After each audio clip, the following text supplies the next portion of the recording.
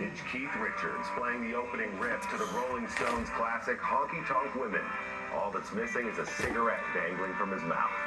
For decades, the iconic guitarist has been the poster boy for rock and roll excess, often telling crowds when he takes the microphone, "It's good to be here.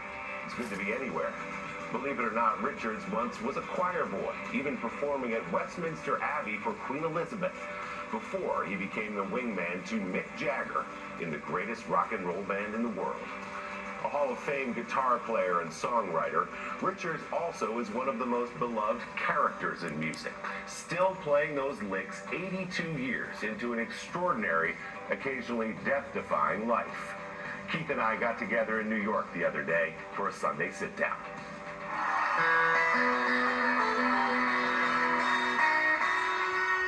Just sitting around on the couch and with an acoustic guitar, and then you say, "Hey guys, like this one." Some of the most famous riffs in music history.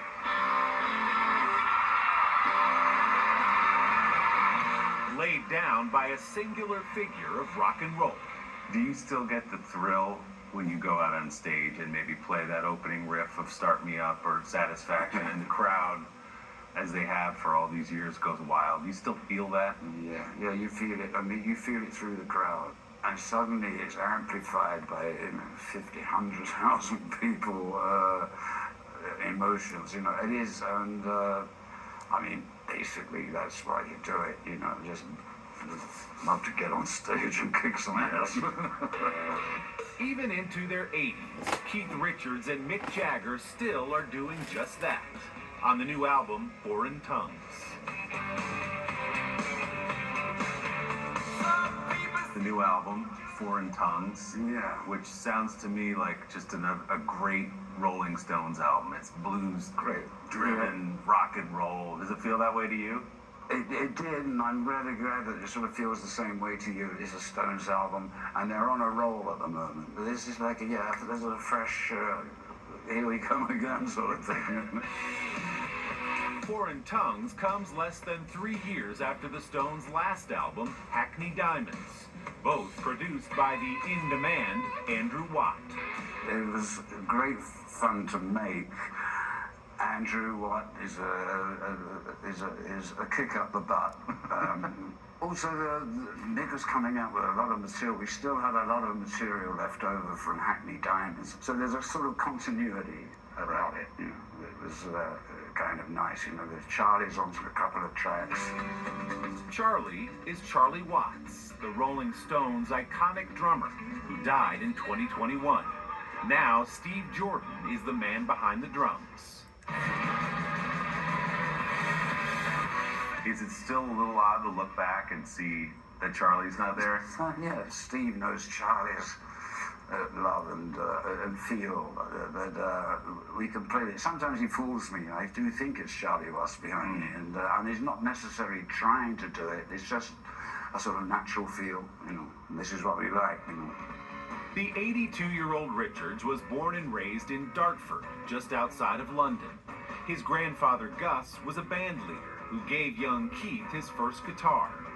Richards was 17 when he bumped into an old school friend named Mick Jagger at a train station, beginning a creative partnership that has endured for 65 years. I also prayed to British Rail. The fact that he just got in the same carriage that day in Dartford railway station as a shrine to me. There is a plaque there, Keith. I don't know if you know that. Yeah. I don't go back there. I don't want to cause us disturbance. Even through their own family fights over the years, the Glimmer Twins have created magic again and again, writing most of the Stones' hits together. In the old days, obviously we were on the road together. We were writing all of that early stuff, in my holiday inns, come on, we got a deadline. And now as we write separately and then sort of pull everything together and say, well, what do you got? Show me your wares. Those writing sessions, some of them legendary, have yielded a massive catalog of iconic records. there's this idea of the sort of desert island, the great Rolling Stones album. People say Let It Bleed or Exile. It depends, which era you like the best, maybe, or Tattoo You, one of those. Do you have a favorite Rolling Stones album? I can't cut them up like that. No. Yeah. I mean, there are the obvious ones. Beggars Banquet.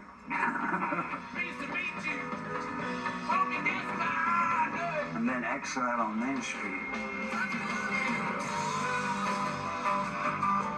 Is there a song when you get out there and play, you go, yeah, this is the one.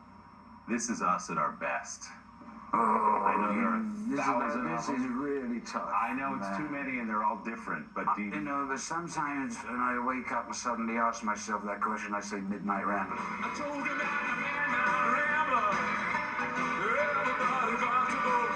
How do you explain, Keith, the longevity of this Oh, band? I have to talk to my doctor.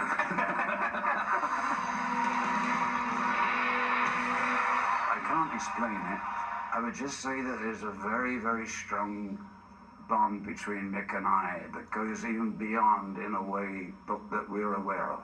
And I think that might be something to do with it.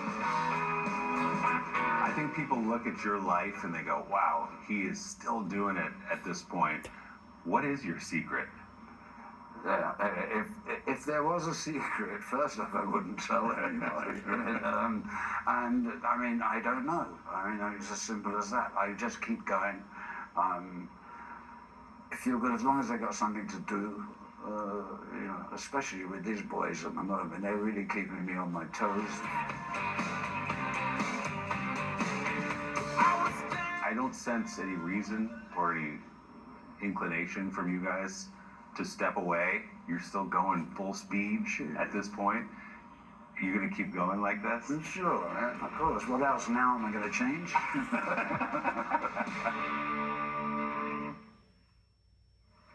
Never change, Keith, never change. The Rolling Stones' new album, Foreign Tongues, is out on July 10th. Our big thanks to the Low